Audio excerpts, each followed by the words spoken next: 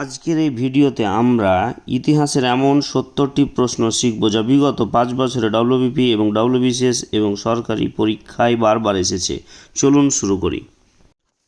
বাংলার নমশূদ্ররা ছিলেন মূলত কৃষিজীবী। বাংলা ভাগের সময় প্রথম বয়কট আন্দোলনের কথা প্রকাশিত হয় সঞ্জীবনী পত্রিকায়। বঙ্গভঙ্গ কার্যকর হয় 1905 খ্রিস্টাব্দের 16 অক্টোবর। রেস্ট ল কমিশন গঠিত হয়েছিল 1879 খ্রিস্টাব্দে। বঙ্গভঙ্গ কার্যকর হওয়ার দিনে অরন্ধনের ডাক দেন রামেন্দ্র সুন্দর ত্রিবেদী। বয়কট আন্দোলনের ফলে অর্থনৈতিক দিক থেকে ক্ষতিগ্রস্ত হয়েছিলেন বাংলার কৃষক শ্রেণী। গুজরাটের জমিদার শ্রেণী পরিচিত ছিল যে নামে, পাতিদার। বাবা রামচন্দ্র কৃষক আন্দোলনে নেতৃত্ব দিয়েছিলেন যুক্তপ্রদেশে। অযোধ্যা অসহযোগ আন্দোলনে অংশগ্রহণকারী সর্বাধিক সক্রিয় কৃষক শ্রেণী হল কর্মী। সংশোধিত অযোধ্যা আইন পাস হয় 1921 খ্রিস্টাব্দে। অসহযোগ আন্দোলনকালে বিহারের কৃষকদের একটি বড় অংশকে সংগঠিত করেছিলেন স্বামী বিদ্যানন্দ। বিজলিয়া সত্যাগ্রহ সংগঠিত হয়েছিল মেবারে। গান্ধীজির নেতৃত্বে ডান্ডি অভিযান শুরু হয়েছিল 12 মার্চ 1930 খ্রিস্টাব্দে। আইন অমান্য আন্দোলনের সময় কৃষক আন্দোলনগুলির উপর সর্বাধিক প্রভাব পড়েছিল কমিউনিস্টদের। মোপালা কৃষক বিদ্রোহ শুরু হয় অসহযোগ আন্দোলনকালে। রামপা উপজাতীয় বিদ্রোহ সংগঠিত হয় গোদাবরী উপত্যকায়। গুজরাটের ব্রোচ জেলার যে স্থানে আইন অমান্যের সময় খাজনা বন্ধের আন্দোলন হয়েছিল সেটি হলো জম্বুসার। আইন অমান্য আন্দোলনের সময় জম্মুতে যে আন্দোলন তীব্র হয়ে ওঠে তা হল সাহুকার বিরোধী আন্দোলন। আইন অমান্য আন্দোলনের সময় ত্রিচিনোপল্লীর যে অঞ্চলে জনতা শাসন চালু হয় তা হল পড়ুকেট্রা। সর্বভারতীয় কিষাণ সভা প্রতিষ্ঠিত হয় 1936 খ্রিস্টাব্দে। সর্বভারতীয় কিষাণ সভার প্রথম সম্পাদক ছিলেন ইন্দুলাল যাজ্ঞিক। বাল রামকৃষ্ণ আইন অমান্য আন্দোলনে নেতৃত্ব দেন অন্ধ্রপ্রদেশে। উড়িষ্যায় কৃষক সংঘ গড়ে ওঠে 1931 খ্রিস্টাব্দে। ভারত ছাড় আন্দোলনে বাংলার যে জেলায় বিশেষ জঙ্গি রূপ ধারণ করেছিল তা হল মেদিনীপুরে। ভারত ছাড়ো আন্দোলনের সময় কৃষকদের উদ্যোগে স্বরাজ পঞ্চায়েত গড়ে উঠেছিল উড়িষ্যায়। 1942-43 খ্রিস্টাব্দে চাষি মুলিয়া রাজ গড়ে ওঠে উড়িষ্যার তালচেরে। একা আন্দোলন ঘটেছিল অহিংস অসহযোগ আন্দোলনের পর্যায়ে। একা আন্দোলনের নেতা ছিলেন মাদারিপাসি। একা আন্দোলনকে সামাজিক দৃশ্যতা বলে চিহ্নিত করেছেন ঐতিহাসিক এরিক হবসবম।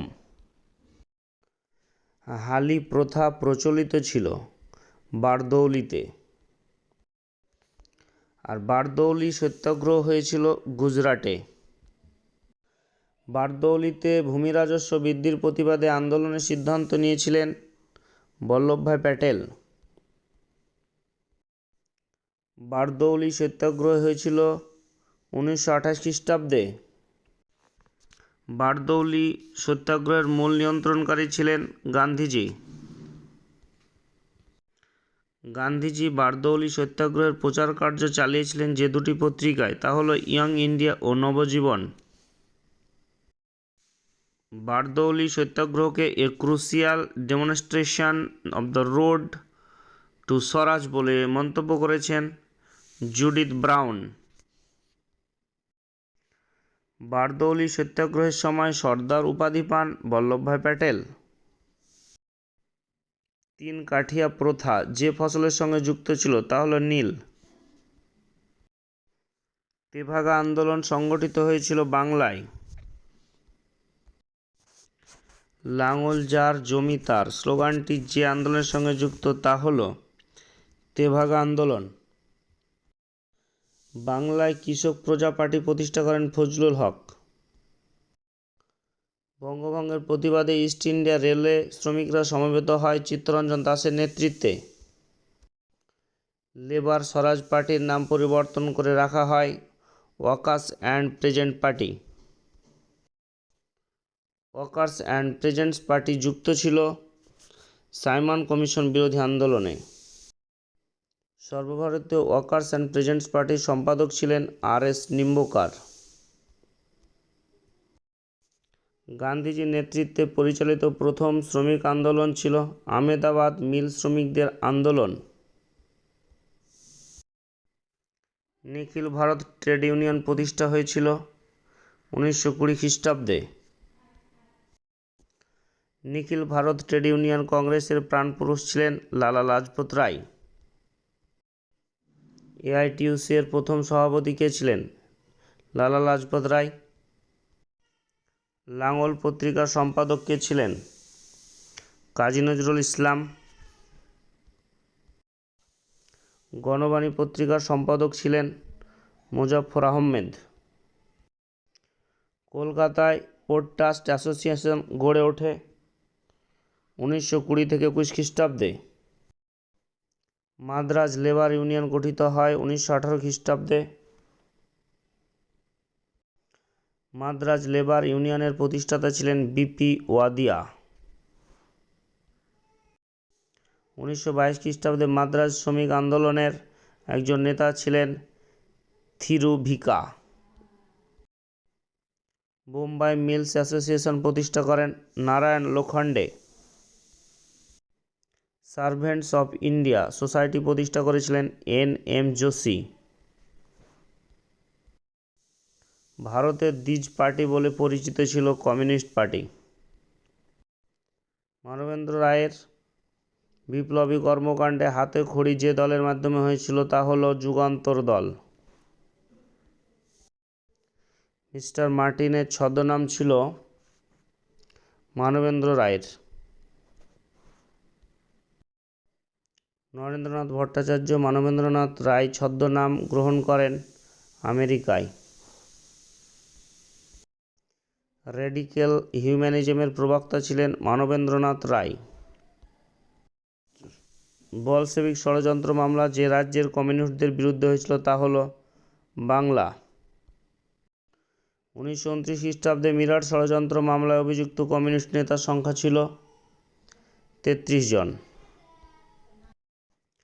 ভারতের কমিউনিস্ট পার্টিকে কবে নিষিদ্ধ বলে ঘোষণা করা হয়েছিল? 1929 খ্রিস্টাব্দে। দেশপ্রাণ নামে পরিচিত ছিলেন বীরেন্দ্রনাথ শাসমল। রম্পা বিদ্রোহ হয়েছিল অন্ধ্রপ্রদেশে। চেনা বসতি আইন চালু হয়েছিল পাঞ্জাবে। কুনবি বলা হয় কোন কৃষকদের? গুজরাটের কৃষকদের বলা হয় কুনবি। অন্ধ্রপ্রদেশে জঙ্গল সত্যাগ্রহ হয় 1913 খ্রিস্টাব্দে। ভিডিওটি ভালো লাগলে অবশ্যই লাইক, শেয়ার এবং সাবস্ক্রাইব করতে যেন ভুলবেন না পরবর্তী নতুন ভিডিও পেতে। ধন্যবাদ।